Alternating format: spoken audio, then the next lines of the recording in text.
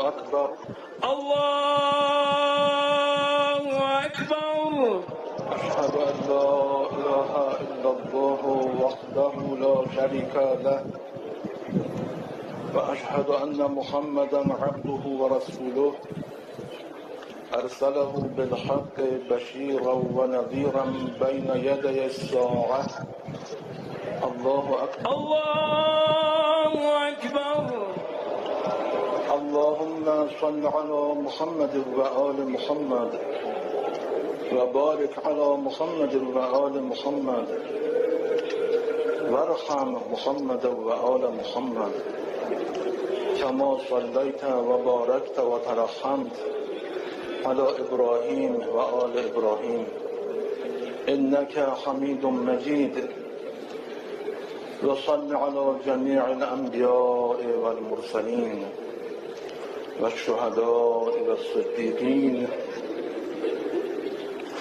وجميع عباد الله الصالحين. الله أكبر.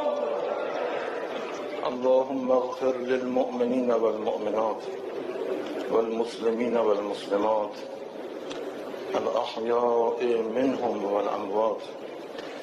تابع بيننا وبينهم بالخيرات إنك مجيب الدعوات إنك على كل شيء قدير. الله أكبر. الله أكبر. اللهم إن هذا المسجى قدامنا عبدك وابن عبدك وابن أمتك نزل بك شهيدا وأنت خير منزول به. اللهم إنا لا نعلم منه إلا خيرا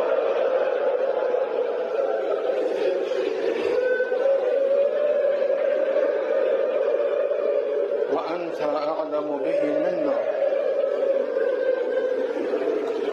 اللهم احشره مع من كان يتولاه مع محمد وآل محمد وأبعده عمن كان يتبرأ منه.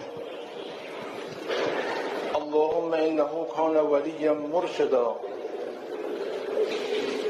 وكان من الذين يجاهدون في سبيل الله ولا يخافون في الله لومة لائم وكان سلما لمن سالم الحق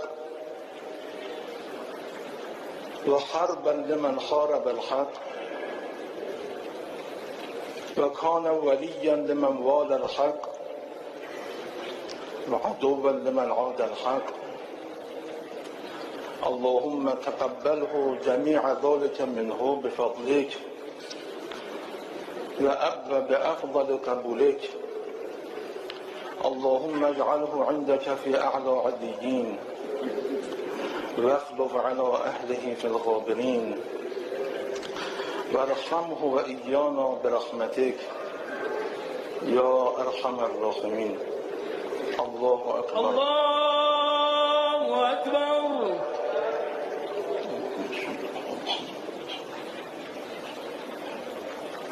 رحم الله من قرأ فاتحة مع الصلوات.